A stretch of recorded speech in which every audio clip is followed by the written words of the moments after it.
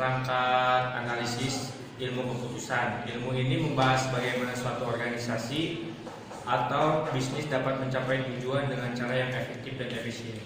Ruang lingkup ekonomi manajerial terdapat 4, yaitu yang pertama teori ekonomi. Teori ekonomi tersendiri terdapat dari teori ekonomi mikro dan makro. Yang kedua yaitu pengambilan keputusan. Pengambilan keputusan manajerial harus menetapkan teori dan metode ekonomi analisis. Yang ketiga yaitu ada pengambilan keputusan. Matematika dan ekonometri atau statistika dapat dijadikan model keputusan.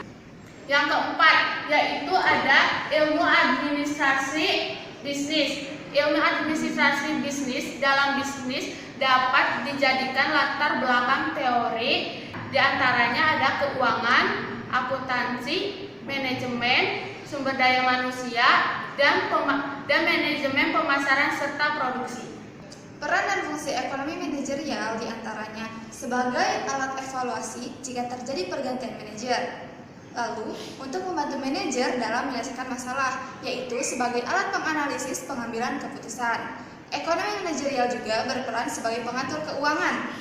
Lalu yang keempat, ekonomi manajerial berfungsi dalam aktivitas penganalisisan keadaan lingkungan industri, perusahaan, serta perekonomian. Dan yang terakhir, peran ekonomi manajerial yaitu untuk strategi mendapatkan keuntungan perusahaan. Manajerial terdapat 5 tahap. Yang pertama, menetapkan tujuan perusahaan atau organisasi. Lalu yang kedua, mengidentifikasikan permasalahan yang dihadapi perusahaan atau organisasi dalam usaha mencapai tujuan tersebut. Yang ketiga, ada pula mengidentifikasikan berbagai solusi-solusi yang terdapat. Lalu ada pula yang keempat. Yang keempat, memilih solusi terbaik dari solusi yang tersedia. Yang kelima, mengimplementasikan keputusan.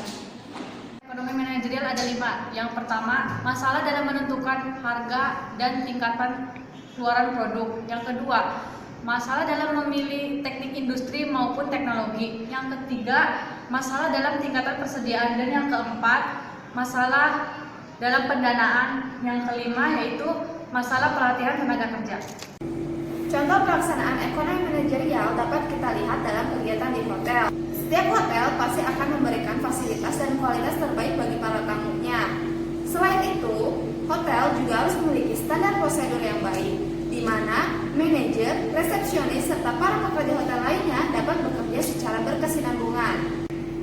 Untuk mendapatkan kinerja yang optimal, tentunya harus diawali dengan keputusan yang tepat pada standar prosedur kerja. Dengan begitu, kekurangan dan kesalahan dapat diminimalisir.